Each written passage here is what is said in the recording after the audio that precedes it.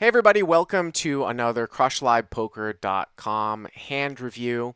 Now this hand is going to come from a recent game over up at Stones Live Poker at Stones Gambling Hall in Sacramento. If you don't know about Stones Live Poker, they live stream every Monday, Wednesday, and Saturday from 6:30 to 10:30 Pacific time. They do a number of different games. They do a lot of no limit hold'em, some PLO, some mixed games. I usually go up there on Wednesdays and play their 5-5-10 match the stack game, which basically is almost like an uncapped game. So I was there recently and played a very interesting hand against probably one of the more tight players at the table.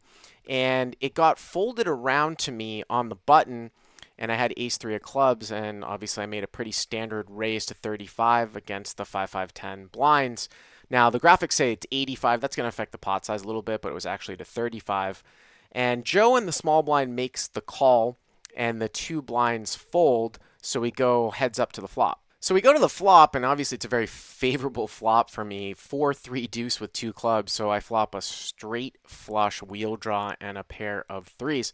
Now Joe's pretty tight, so he probably has a pretty tight range in the small blind, but I just think that my hand is so big with position that I want to build the pot up towards the nuts here. I mean, we started the hand about 3,200 effective. I can easily call raises here on the flop. I mean, I'm drawing to the nuts. It's just such a huge hand. There are certain times when you might sort of check a pair and a flush draw, kind of a weak top pair and a flush draw, like a queen 10, with a flush draw, like as a queen high type of flop. But here, I just think that this is different. I want to start betting here on the flop. So, I bet 45 after raising to 35, and he calls pretty quickly. Now, the turn is a really interesting card in it's the offsuit ace, which puts a one-liner out there to a 5. Now, the reason why I think that this is interesting is because a lot of people might actually check behind with my hand, but I thought that Joe actually had a fair amount of sort of ace high types of hands that he might have called the flop with. Like if he's got an ace jack, an ace 10, an ace queen, that's two overs and a gut shot to a 5. So I thought that he could easily have like a single paired ace here. I mean, he doesn't really, or I didn't think he really had many fives unless it was like pocket fives. Obviously, he's a lot wider than I expected in this particular spot. But I think a lot of people might think that they're going to check this one back, where I actually think I might get value from those hands like the ace jack, ace queen, ace 10. And of course, my hand is so big, if I do get raised, I can easily call with the nut flush draw and two pair. So I decide to bet, and I bet 100 here. And Joe doesn't think about it for too long, and he decides to check raise me here to 325. Now, this is really a beautiful spot in live poker when you're playing against a tight player, because Joe has basically announced to me that he has a straight. Like, if he was slow playing a set on the flop here, I don't think that he would now check raise the turn with, when a one-liner comes out here, as a straight. So I know that he has a 5 here, which is going to come into play here on the river. The other thing here too is you're talking about what other hands that I might bet here on the turn and then obviously call a raise with. If I'm trying to get value from, an ace and a wheel draw, I might continue to bet my sets of fours, threes, and deuces, and obviously I'm going to bet a 5. If for some reason I had a set of aces, I would actually prefer to check that hand back because it gives my opponent less of a chance that he has an ace, which is sort of what I'm targeting. So I'd rather bet, the lower sets and check back the set of aces just in terms of combinations and kind of skewing what he has. But here when he makes this check raise, I just think that he definitely has a 5. Now, what would I do with a 5 here? And here's the power of position and sort of deep stack no limit. Unless I specifically had 5-6, in which case I probably would put in the 3-bet because there's just so much value in basically coolering your opponent, not giving him the opportunity to check on scare cards on the river. But if I just had a 5, especially if I somehow had the 5 of clubs in my hand, like if I had opened with like, ace 5 offsuit or some sort of very light hand, I would just call here because of course he could have the nuts and we're deep, but it allows me to actually sometimes bluff some rivers off of the same hand if a scary river were to come. For example, if the river was a club and I just had a 5, it's going to put him in a tough spot. If the board paired and I know he has a 5 and he bets the river, I could make a huge raise and represent a full house. So if I had a 5 here that was not 5-6, I would just call. Obviously, I'm betting and calling with my hand, ace-3 of clubs here. And I very well might bet a set of, 4s, 3s, and deuces and call a raise here once again. So now the pot's $830, and I see a magical card here on the river. The river is the queen of clubs, so I make the nut flush. And Joe doesn't think about it for too long, and he checks. And now the question is sizing.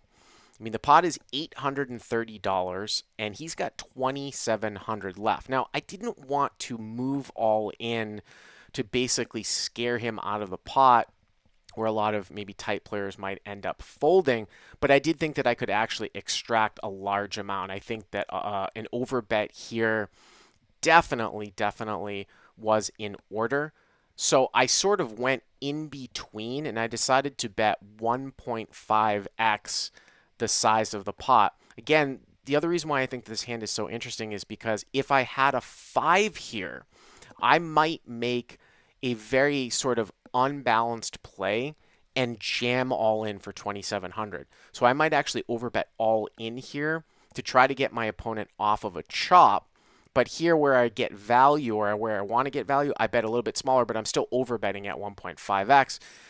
If I were to say have a set here of deuces, 3s, or 4s, I still might jam the river as a bluff. It's pretty rare in Hold'em that you're turning your sets into bluffs, but I do think that this might actually be one of the times to do it. The other thing here too on the river is, let's say the river wasn't a club. Let's say it paired one of the cards on the board where it didn't give me my full house, and if Joe had sort of like put out a block bet, I might raise that as a bluff with ace-3 because I know he can't have a full house. I would do the same thing with a 5. I would be much more willing to raise all in against a block bet when the board pairs with a 5 because I know Joe has a 5. So it's all based upon, the fact that he's got a 5. Yeah, occasionally he might have 5-6, but most of the time it's going to be a 5, and I'm trying to get him off of the same hand. Here with my actual hand with the ace-3 of clubs, I didn't want to get him off of it. I wanted to bet the maximum amount that would get called. So like I said, that is a little bit unbalanced. It's a little bit of a live exploit, but it ended up working out for me. With just the ace of clubs or some sort of bluff? Absolutely. Yeah. If there's the one guy at the table that can do that, it's Bart. And especially against a pretty tight opponent. Right. So that would be one check in the box of this is very hard to be a bluff because Bart knows his opponent is pretty tight. So wouldn't that make him a lot less likely to do this as a bluff? And I want Techie says, very rarely sees anybody overbet bluff river. It doesn't. It almost never happens. It's true. It's funny because everybody always says, I bet big to make it look like a bluff. But again, not many people do it. Typically when people are overbetting, it's a made hand, which makes it a great time to actually overbet. So overbetting does. First of all, it's uncommon. It's uncommon in any form. You don't see it very often. Period. Right. You see a lot more people talking about it in theory than you actually see people executing it at the table. Right. When you do see it, it is almost always a made hand. Now, when you get to higher levels, then I think more people are going to bluff in it. Yep. So it looks like Joe does make the call. Yeah, he does. Yeah. Bart gets, and you can see Joe is frustrated there. He's like, "Look, dude, I had it. I had the wheel." Yeah. And Bart gets absolute max value. If you like what you've seen here, please hit the subscribe button. And if you want to check out more training videos like this, head over to crushlivepoker.com. And of course, check out Stone's Live Poker every Monday, Wednesday, and Saturday from 6:30 to 10:30 p.m. Pacific time over on their YouTube or Twitch channel.